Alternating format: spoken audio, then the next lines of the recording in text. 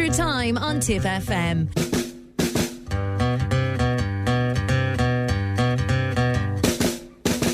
Hello, good evening and welcome to another edition of Extra Time. My name is Roland Quirk. We're here until 8 o'clock this evening. We'd love to hear from you. Our text number is 083 311 3311. That number works for WhatsApp messages as well. Or we're on Blue Sky if you want to get a hold of us. It's extra time at bsky.social is our Blue Sky handle. But the text number again is 083 311 3311. Lots to come on tonight's show as we look at the discuss the age level change, whether that's possible here in Tipperary and whether Tipperary will come in line with other counties who have gone back from odd years to even years. More will become clear as we go through the show. Bit of Camogie as well, bit of Junior B football as well, and we'll also speak to Noel Dundon on his new book From the Ashes, which is out later this week. We'll have local soccer with Barry Ryan as well. Don't forget that text number again is 083 311 3311. But we're going to start with Junior football. Clonmel were in action in the Munster Championship semi-final. Stephen Gleeson saw this one for Tip FM. How are you, Stephen?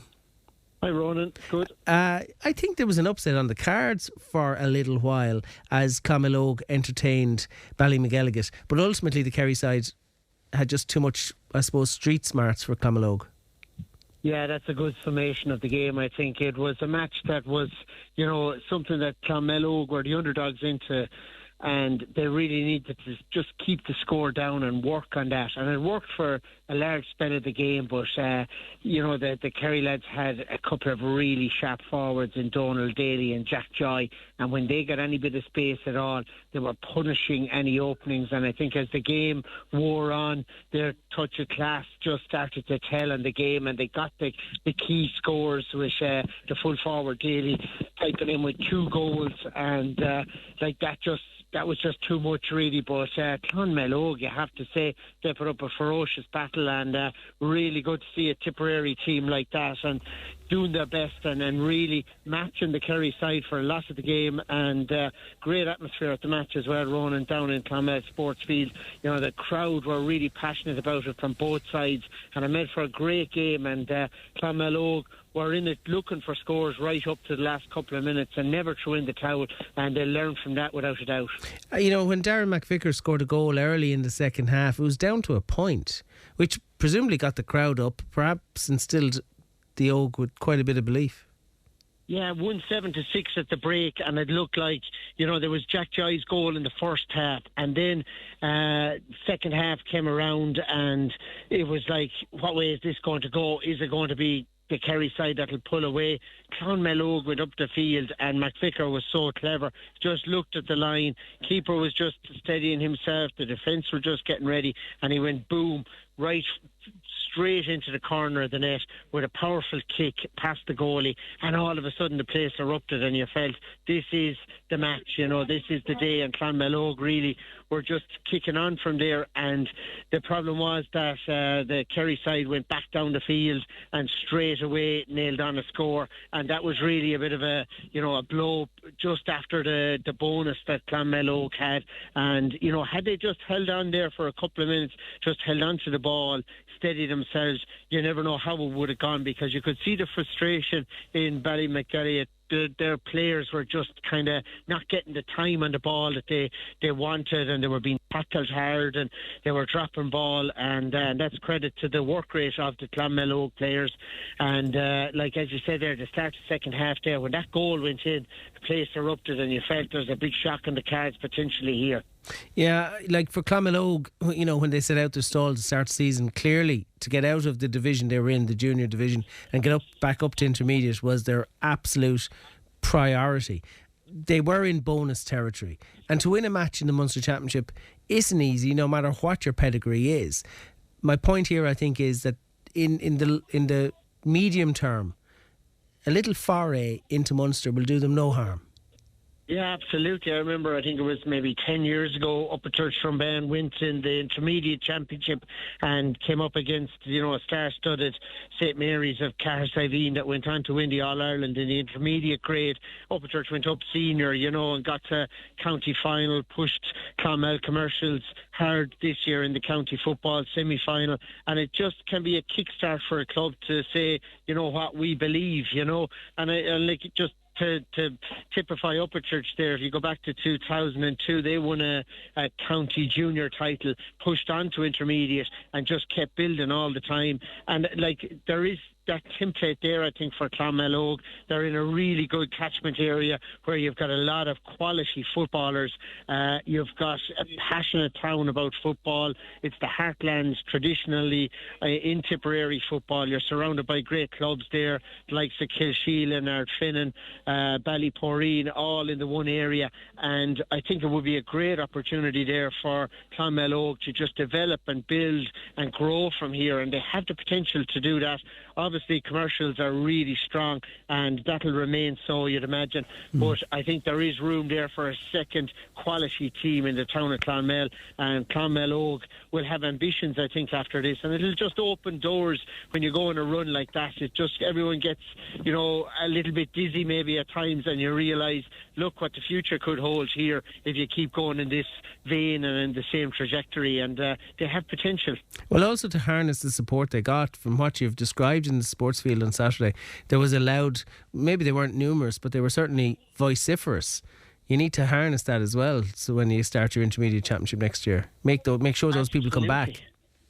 Yeah, absolutely. And the Clonmel Oak supporters were on their feet cheering scores. The quality of the scores was magnificent in the game, really. In the first half, you had a couple of really good two-pointers, and Niall O'Connor and Darren McVicker with two-pointers in the first half. That had everyone in the whole place on their feet, magnificent kicks, and there was that energy about it. And again, just getting the support behind them, getting good coaching underage, and growing from here. And there's a lot of ambition there in Clonmel Oak, and I think they have the potential to be a really strong powerhouse in Tipperary over the coming years if they harness it right. And as you said, get everyone that was in that stand involved in the club on a really, grassroots level, a grounding level, and build from there and go step by step. And the sky is the limit if they can do that. Yeah, it probably comes as no surprise that Cork and Kerry clubs complete the full set in the Munster club final, senior, intermediate and junior. That's the standard that those two counties set for everyone else, the other four to try and achieve and trying to come up to.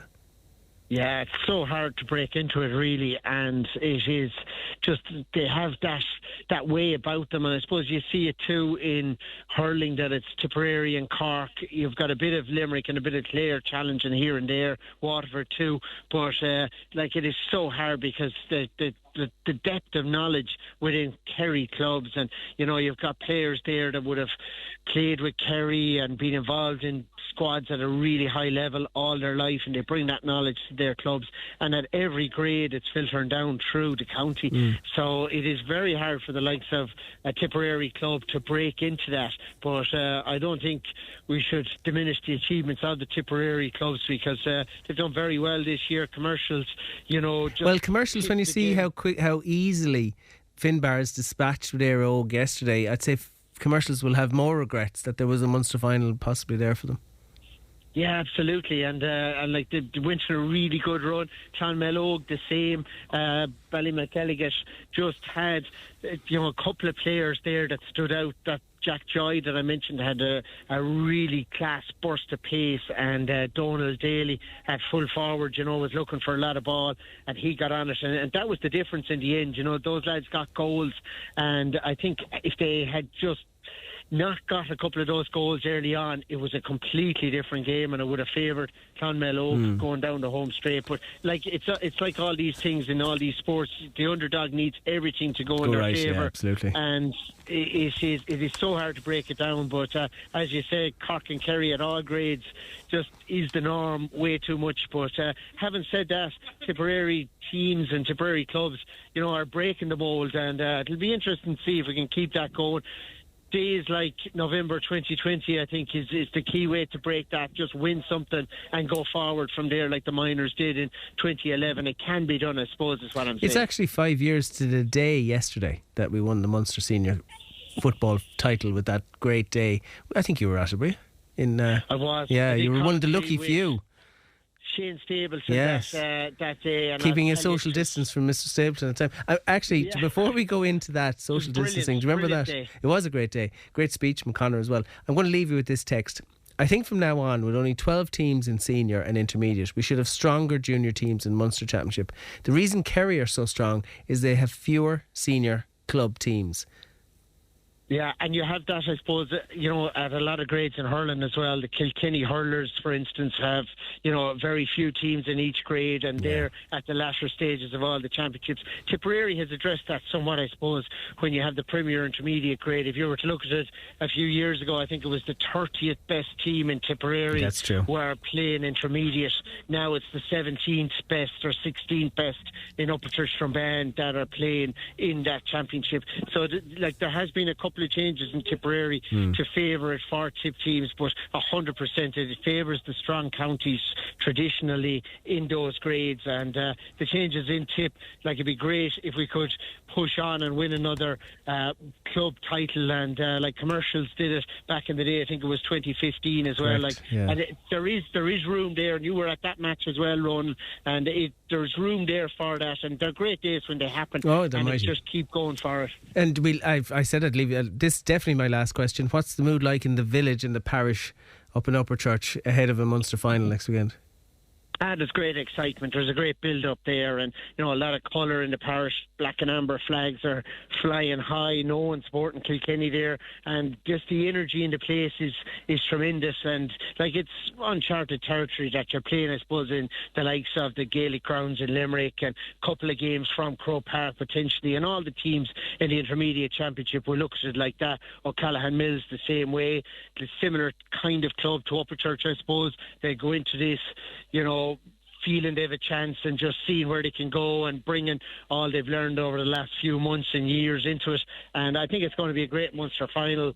Going to be a hard one to call. All the Upchurch matches this year have been really close, and they've come out on top on the right side of all the games, which is a good sign that the mentality is there, and just to get over the line like that has been great. So look, I think it is, as you say, when you get out of Tipperary, it's bonus territory. Yeah, it is. But you want to keep winning at the same time. Stephen, and I hope they do, if Upperchurch get over the line on Sunday, you'll have to mark my cards on where to go in Upperchurch on Sunday night. Saturday evening. Well, you see, I'd be late if I didn't talk to you. I'd have been late. Anyway, thanks a million for your time. Good luck and thanks.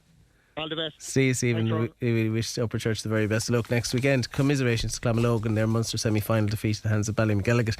Lots of learnings, and I'm sure there'll be quite the force in intermediate next year. We take a quick break. Back in a minute. Again, 083 311 3311, and if you do want to send a nomination for a Sports Star of the Month nomination, send an email to sportstar@tipfm.com. That's sportstar@tipfm.com. Tom McGrath and JJ Kennedy are on the line. Good evening to you, gentlemen. Hi, Ronan. JJ and Tom. JJ, I'll come to you first. I think I know the answer to this question, but I'll ask it anyway. What is your view on odd to even underage gradings, and whether or not Tipperary should adopt or revert back to even years? Yeah, well, I think my view on it is known, because I have expressed it in the past. I think this whole change to the uneven age grades, of course, pivoted really on the decision to reduce the minor from under 18 down to under 17. And while there were good reasons maybe for doing that at the time, there was major concern about burnout of players and players facing the leaving cert and being on county minor teams and all of that sort of stuff. There were reasons for it, but one of the spin-offs from that then, of course, was that if you had an under 17 minor, well, it didn't seem right to have under 16, so you had to go back to under 15, and then it was back to under 13 and so on. So you're into the uneven numbers, and it actually all became messy then, because of course at inter-county level they they went for under 20, and clubs didn't know where to go, and you had different scenarios in different counties. So whether it was under 17 or under 18 for minor, and then the under 19s came in, and then the under 20s were inter-county, and the under 21 retained at club level. So the whole thing became a bit of a mess. I think actually that a lot of the logic for the initial move with the minors back to under 17 has evaporated over the years.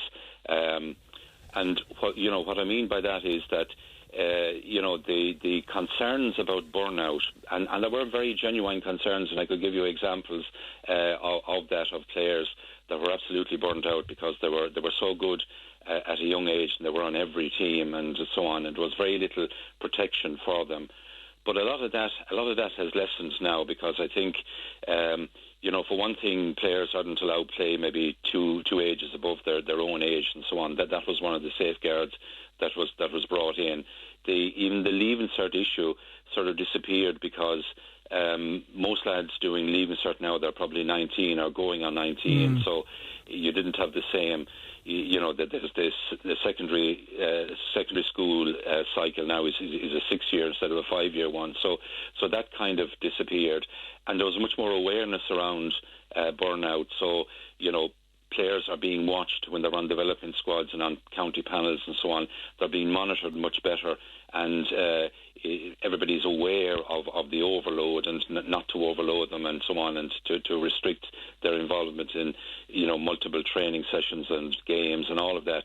So I think that a lot of the logic for it has disappeared, and I'm very much in favour of the old system. Maybe I'm conservative and old-fashioned in that, but I would certainly go back to under 18, and of course under 21 I think is very important, because the gap between the under 20 and senior is a bit high. So the under 21 just spans that a bit better. So that's where I go. And if you went back then to 18, 21s, the logic would be that you go back to 16s, 14s, and 12s. Yeah. But not everybody will agree. But that's my view on it. Okay, and well articulated, Tom. To put another point to you, we're talking about club game here. It's important to stress we're not talking about inter-county. So we're talking about club fixtures in Tipperary. And what if we went back to 18s? Would mean is that the under-19 championship would obviously become null and void and defunct, and there'd be no need for it. So we'd have under-18 minor championships and under-21 championships at club level. So essentially the county board would do away with the running of a championship and all the fixtures and logistical nightmares that proposes. I suppose they wouldn't be really doing away with it. They'd be just going back to what was there up to not that many years ago. Well, at the moment there's an under-17 championship, there's an under-19 championship, and there's an under-21 championship. So if we went back to 18s and 21s, you'd lose a championship. Yeah, but that under-19 is not there that terrible long. And my understanding when that came in is that it was all seen as a bit of an experiment because of the as JJ articulated very well there. The whole thing stemmed from, we'll say, the inter-county minor thing going back to 17. That's where the problem arose. And I'd be the same thing, that I'd be sticking with 12, 14, 16, 18, and 21. That you have that 3-year gap, and it works. It worked fine for a long time. But for the GA as an organisation that prides itself in a fair degree of consistency. Now, we'll all find a lot of examples of inconsistency, but in general, the GA is pretty consistent in its thing. But there's a lack of consistency. Since this thing came in, there's a lack of consistency in the counties. Different counties have different grades at this stage, and that's what's really complicating the thing. That some of them are operating the evens and more of them are operating the unevens. But I think the 18 and the 21, I think that's a very good fix. Now, it might be a bit extreme, but it's what I would look at currently at the moment. 17-year-olds, a lad has to be gone over. A player can play 17, under 17, an adult in the 1 year. Yeah. Now, it might be a bit extreme to say that and it might only muddy it worse, but if you were to have an 18-year-old that when you would move up the year, well, the same thing should apply. So that might be a bit extreme, and it might be the cause of it falling. So I wouldn't be inclined to throw in a red herring into the middle of it. But what complicates the thing and the burnout area for perceived burnout for players is the school structure. Let it be the secondary schools or even the third levels. They moved away from knockout. They went to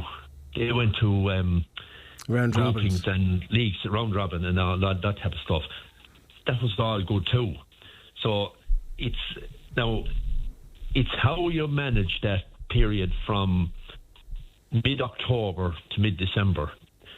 And it shouldn't be rocket science, I think, to come up with a fixture plan that would cover it. But that's where an awful lot of stuff is kind of being channeled into now. We see matches being played currently midweek. And there wasn't matches being played midweek last May, June and July, and so it needs a little bit of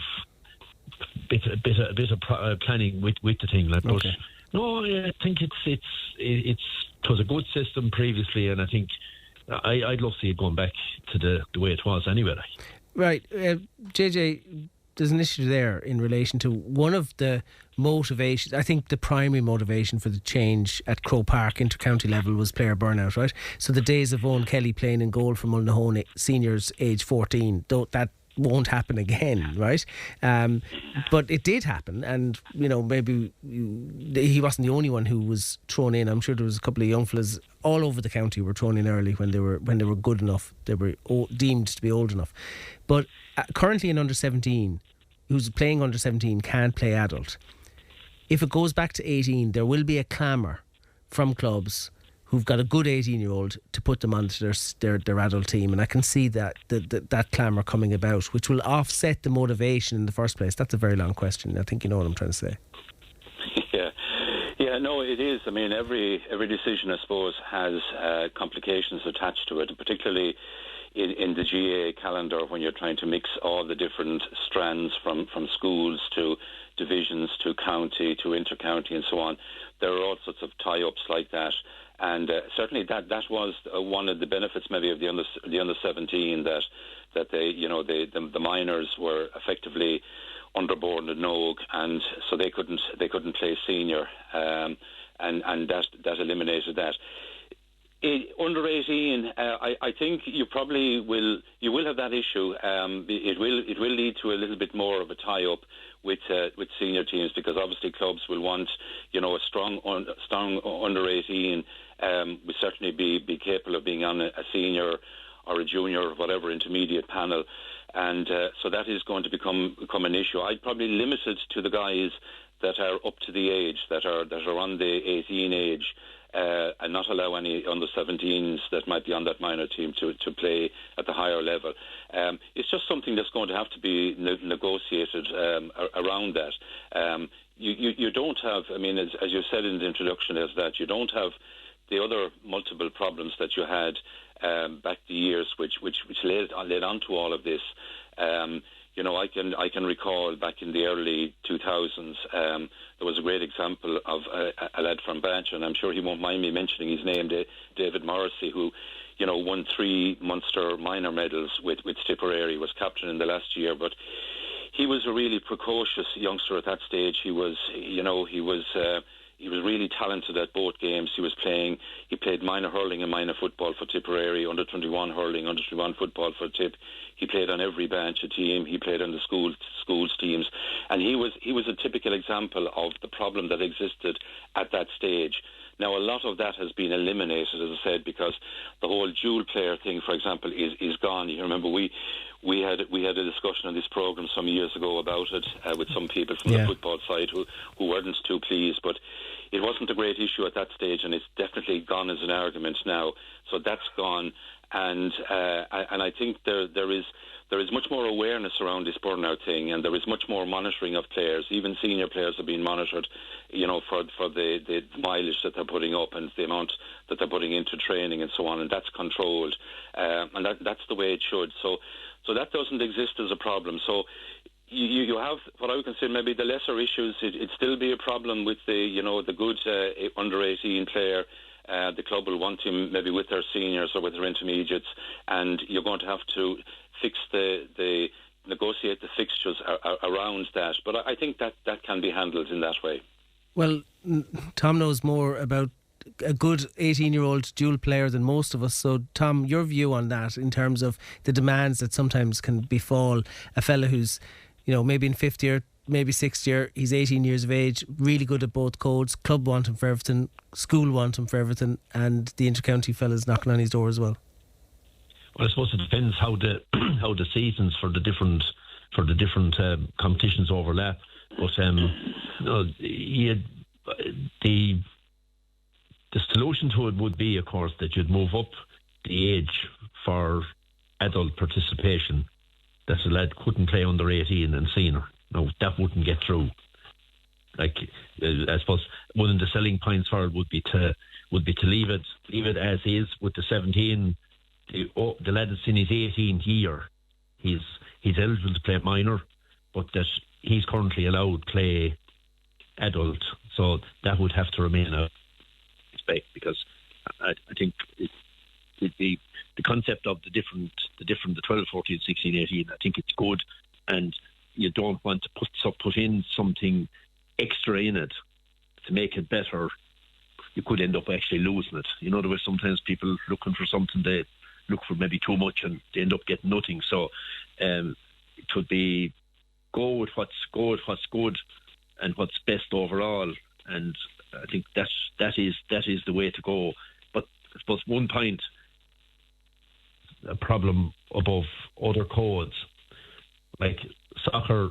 The soccer authorities look after soccer, and rugby authorities look after rugby, but the GA looks after hurling and football, and you have the two codes intermingling and interlinked, and it's how you that's an added complication into it. Like, so it's difficult, but I think the fact that he's getting a proper hearing and a decent hearing, I think that's important, and that no matter which way it goes, then that the thing is done in a fair and an even manner, and everybody is satisfied, then that all sides get a fair hearing. That's, I think, most important as well, rather than have something imposed on a county or on an area or whatever. JJ, I'm looking at the results from the weekend, and the South Under 21A hurling final was played in fairly difficult conditions in Kilsheelan yesterday. Congratulations to Ballingarry, by the way.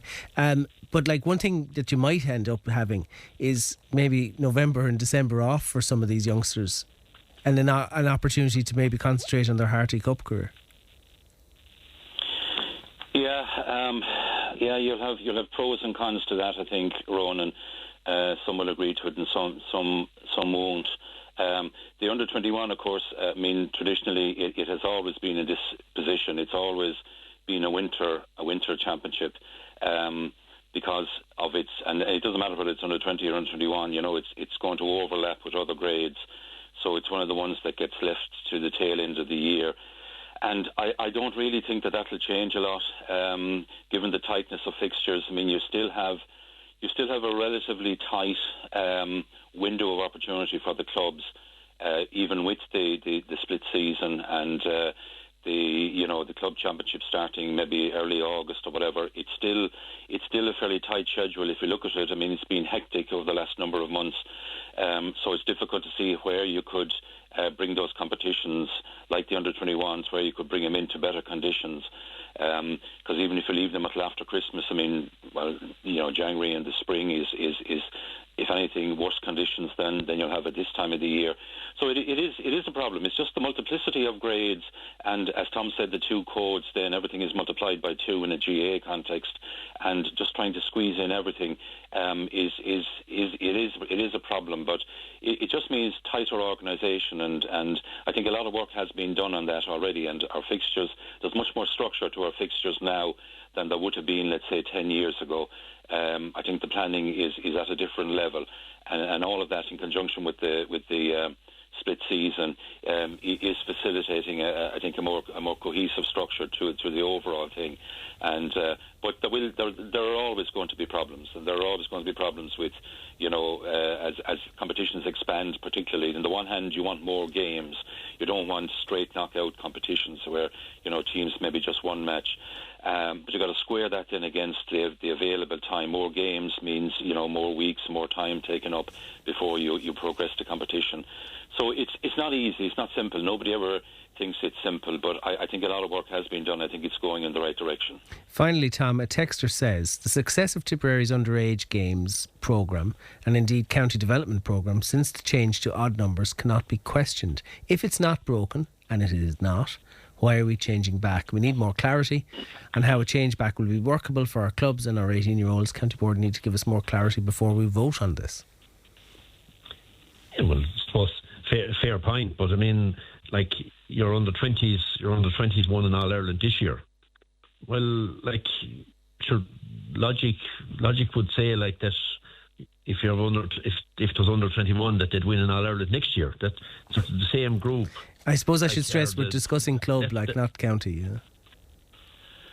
Well, sort of the same thing would apply, but I think though that sort of we're not comparing like with like, comparing what's proposed now versus what was there 10, 15, 20 years ago. Your structures, as you mentioned there, you have the split season, you have an absolute superstructure of championships at adult level, and that's coming down along. That there's an awful lot more games played in May, June, July, August now than there was previously, because the junior championships are going on. Historically, as JJ points out, the under 21s oftentimes went into the following year, and did. But that was the way it was, because teams, and there was a reluctance amongst clubs to play at certain stages too, that they wanted a fortnight clear before matches and that, whereas clubs are prepared because fitness levels are better and teams are better prepared, and that they're willing to play one level on a Sunday and play midweek, and maybe might have the following weekend off. But there's a way better structure, plus the fact that overall standard of pitches is a long ways ahead of where it was 20 years ago. You have the sand-based pitches and the facilities that's there, and the maintenance of the pitches is good. There's a whole lot of stuff that is there, and like we're in a way better, far better place than what we were 10, 15, 20 years ago. Like, I think the thing is well set up to get matches played, and players. The big thing when the burnout and all that was being addressed was the weighting of training to matches, the number of training sessions versus the number of matches, and I think that imbalance has been addressed, and it has worked very well. I think that in the main, if clubs have been totally honest, that the whole organisation is in a way better place than it was even 10 years ago. I think it's great. I'd love to be back again playing it, like, but that's the way it is, because there's clarity and there's security, and then players, the club player can plan things. Like, first, there was big matches not played because there was one fella gone on holidays, or there was all sorts of excuses trumped out. But that's kind of gone now, and sort of fixtures are there. There's a fixture plan, there's a programme there, and yeah, you follow it, and that added greatly to the whole thing. JJ, I'll leave the last word with you. I think the vote's on Wednesday night. How would you foresee it going, or is trying to second guess what happens at county board meetings a fool's game? Yeah, I've given up on that years ago. I don't know. I haven't been trying to suss out the views. I think I'm correct in saying this, that most counties now have actually reverted back to the even Correct. Age groups. It's become a trend nationwide, and I would expect that Tipperary will be part of that trend. And when that happens, I think the pressure will come on Croke Park then to adjust the inter-county ones and go back to the 21 and 18 as well. That's how I see it developing from here out. Okay, thanks indeed, JJ, for your time. Tom, just before I let you go, I think you saw Golden Kilfeacle win the County Junior B football, didn't you? I did, yeah. Like, when their third county final this year, very successful. Kind of typical end of November game. It was big, conditions weren't great, Match was played in Feathers, and like overhead conditions in particular was tough going, and the Junior B lads then would be the end of it. But decent, despite scoreline, a very very competitive game, like, and kind of I went with, and my expectation was, based on what I'd seen on paper, is that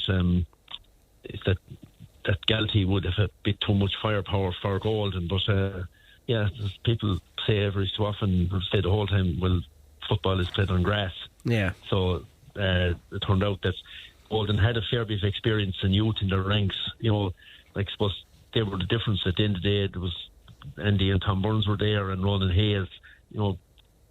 Big players like with the club back along, and then they had a fleet of few under-19s that won an under-19 county final out the other side of the wall only a couple of weeks ago.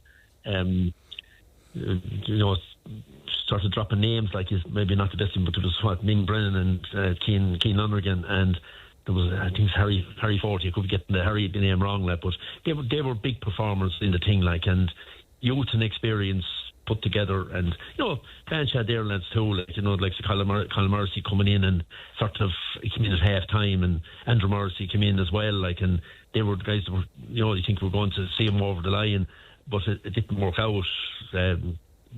Golden came late, man down, and still came late and got the last few points and won it, like, and it had extra time, and there we say it, penalties written all over from a while back, but no, it didn't. It was won in the 60 minutes, and I think Golden just about deserved it. But great. That's I think nearly all the football championships are finished now at this stage. Yeah. And like a good end to the season, and to have there's a few hurling championships. Under 21 hurling is going on at this stage. Like, so sorry, I'm wrong. There's under 21 football to be played as well. Sure, yeah, there is.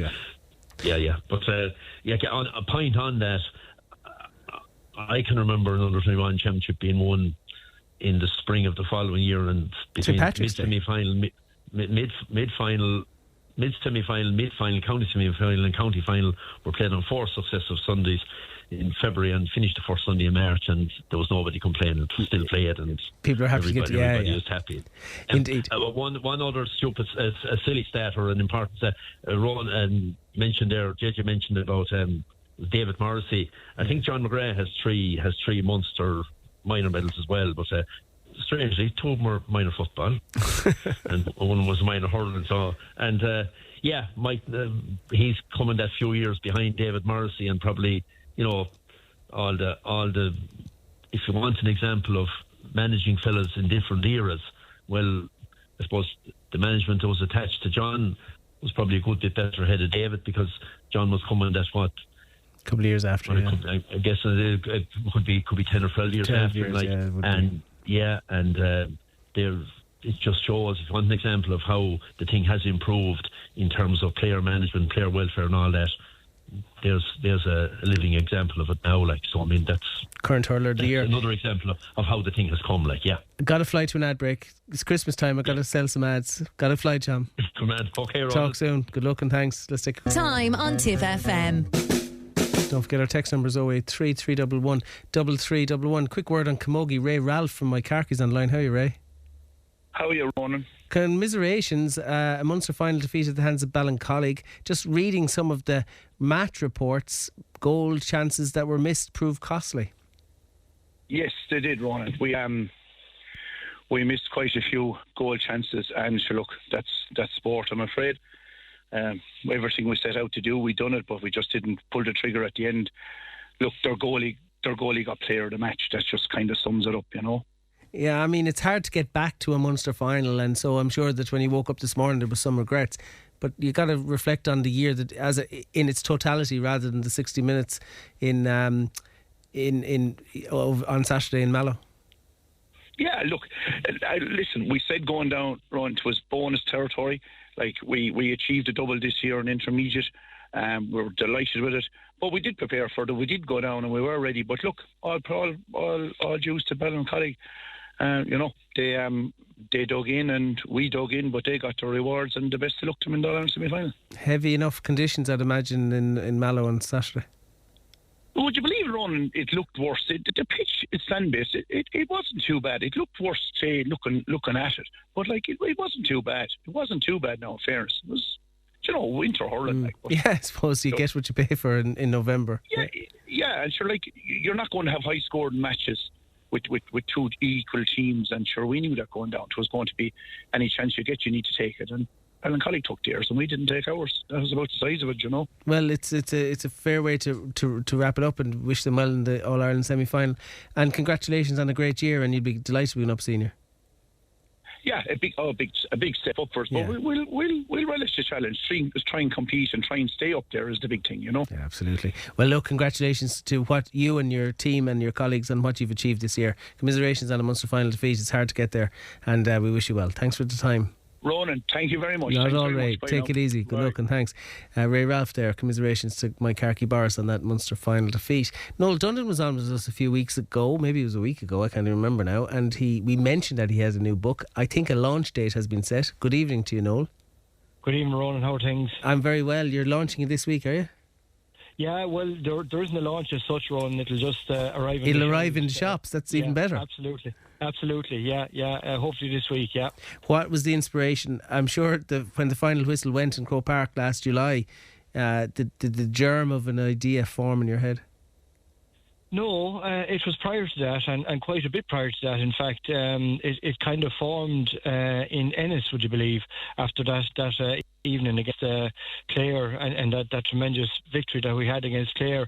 I kind of looked at that game and thought there might be something here yet, with the team, given the sort of resilience and resoluteness that they had shown, particularly coming off the back of the defeat to Cork in the previous round down in Páirc Uí Chaoimh. And it kind of fell into place from there. I think the Ennis one was probably the catalyst, but then the fact that Dublin beat Limerick on the same evening that we were playing Galway, suddenly you thought, yeah, this All-Ireland could well be on here, because we kind of felt that, we'd have a right good chance against Kilkenny, and as it turned out, we were right.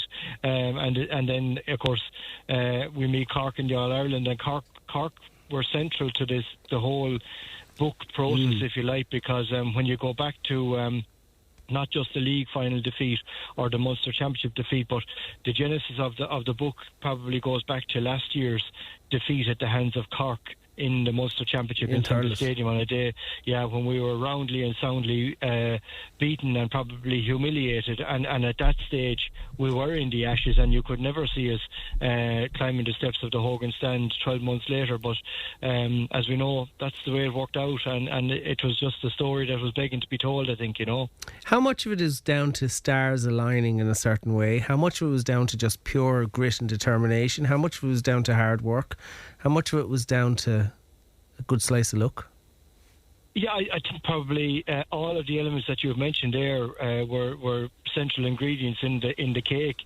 Really, the hard work started when the lads went back training, and Liam and Michael Beavens and TJ and Declan Laughlin outlined exactly what would have to be done, and it was a case of, if you want to be on the bus, jump on the bus, and if you don't, well, then the door is there, and thankfully all the lads jumped on the bus and they worked their socks off. So that was the first aspect of it, the hard work aspect. The luck aspect, I'd probably say that there was an element of fortune in the fact that Dublin did beat Limerick in the quarter final, and that opened the door for us to meet Kilkenny in the semi-final if we got over Galway. So there's probably the element of luck there, and the stars aligning, they do align. We probably wouldn't have thought at half time in the All-Ireland that we would win the second half in as comprehensive a manner as we did. But I also feel that All-Ireland victory was fashioned out of the two defeats to Cork in the league final and in the first round of the championship, in that our management team very quickly identified that if Tip went toe-to-toe with Cork in the same fashion again, that we wouldn't probably come out. So they devised the master plan. Yeah. But when I say stars aligning, I don't think anyone thought that Robert Doyle would have the year he'd had. I don't think anyone thought Oisin O'Donoghue would score the goals he did. I don't think anyone thought that Dara McCarthy would score one won 12 in an All-Ireland final. 13, my apologies. Yeah. You know, so when you're looking at those young fellas who are all under 20, who came good for you, you know. Robert's over 20, but you know what I mean. Yeah, the youth and what they brought, and then Jason had such a great, like some of this older, like John McGrath, what a year, Ronan Maher. You know, I only watched the All Ireland final back for the first time at the weekend before last, and I just was in awe of what Ronan Maher did in that All Ireland final. I think some of it was lost to me on the day. Extraordinary performances. Yeah, and like you know, a Ronan Maher who has had surgery since to solve an ongoing problem, you know. So a Ronan Maher who probably was dragging himself through matches, you know, and breaking the pain barrier to get through matches. But few people knew that at the time. So it'll tell you what a warrior he was. I mean, we often refer to his brother Pádraig as being the ultimate warrior in the Tipperary jersey, but in probably a more quieter and maybe less triumphant way. Ronan also is a tremendous leader. I mean, what he did in the All-Ireland, but what he has done all year long, Ronan, and at the time, you know, when we kind of identified that our style of play wasn't going to work for us, and Ronan became the big man marker, and he went on Duggan of Clare, and he went on Hayes of Cork in the All-Ireland, and he went on TJ in the All-Ireland semi-final. You know, he took all the big names because of his physical strength, I suppose, but because of the experience and because of the hurling he has too. So like he was a magnificent leader, and didn't show that showed that in the greatest way possible on the biggest stage of them all in the All-Ireland final, you know. And just last question, because I've got to fly, but I saw a quote from Liam at one stage where he described winning this All-Ireland as a win against the head. Yeah. Channeling his inner rugby knowledge. I think it's a fair analysis of it. It's a fair narrative of it. I think it is. I think it was an extraordinary title to win for Tipperary, given where we had come from. As I say, from the Ashes last year to be All-Ireland champions. I think along every step of the road, we weren't fancy to win the games. We probably weren't, you know, there was always a doubt going down to Ennis. There was a doubt against Galway. Could we produce it against Galway again? Would there be our bogey team again?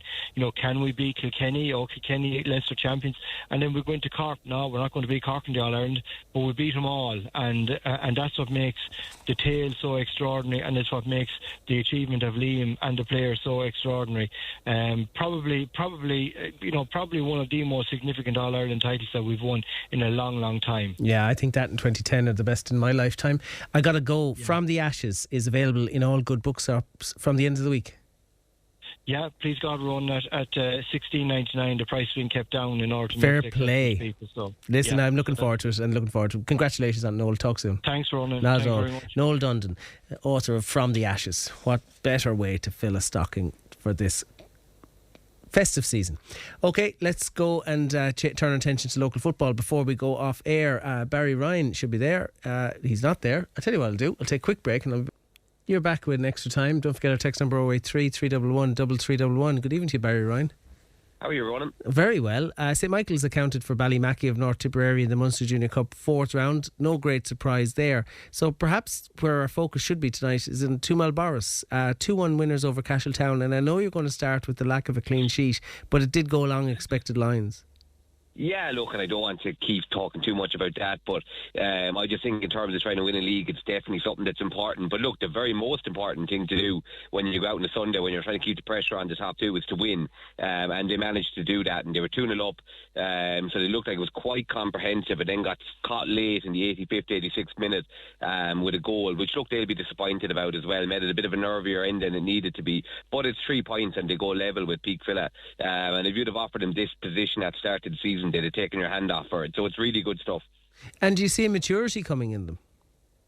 Yeah, because whilst I suppose I've been kind of needling about these clean sheets, they're winning these games. And in the past, always in the past before, they would have got caught somewhere like Cashel or Care. They went down to 10 men against Care, went a goal behind, came back and won the game. they concede a late goal where there's still another 4 or 5 minutes to be played at 2-1, you can get edgy and nervy. They didn't. They saw it out. So they're in a great position, and look, winning games is a good habit. They're doing that, and they're keeping the pressure on. They've beaten St. Michael's already this season. So, they're there on merit. It's not a case of the fixtures have been kind. They've played Peakville and they've played St. Michael's. So it's kind of as you are at the halfway point. And look, I think it's great for the league to have them in this position because it makes it interesting. It surely does. And just looking ahead even to the Premier League next week, they've got to go to the bypass to take on Clonmel Celtic, which I think is kind of one of those games where they're going to have to get something from it if they're going to maintain a title challenge. Oh, they're going to have to win it. See, this is the different type of pressure that comes on, because it's not in previous seasons going there and getting a point would be considered a decent result and keeping on a good run. But when you're in a title race, you have to go there and win. And Clonmel Celtic have been picking up results and have been doing well. Commercials are finished, Clonmel are finished, so all of a sudden I would imagine Clonmel Celtic will be picking from a full deck. Well, they bring Rory Dowden back into that team as well, like. Yeah, and look, Rory makes a massive difference coming back into the team. He's arguably one of, if not the best, with one of the top 2 or 3 footballers in that club. So he'll make a massive difference. So Celtic will be formidable in that game. That'll be a really, really difficult game. They pushed St. Michael's all the way in Croke Park 7 or 8 weeks ago to a 1-0 defeat where St. Michael scored at about 10 minutes to go. So going away to Celtic will certainly be difficult. Another result I thought was interesting the weekend as well was Peakville B's win down in St. Mary's of Cork in the Munster Shield, because Peakville will be a real dark horse for that competition. Now, I would say Ballymacelligot and Limerick have 3 of the 2014 FAI Junior Cup final team playing on their B team as well. Dermot Hughes, who broke his leg 20 minutes into that game. So they'd probably be the team to avoid, but Peakville are moving really nicely in that competition. Barry, as always, thanks for your time this evening. Thanks very much, Owen. That's Barry Ryan joining us there. That's all we've got time for this evening. Ian O'Connor produced. We'll be back with you next Monday night. Good night and good luck. At 8.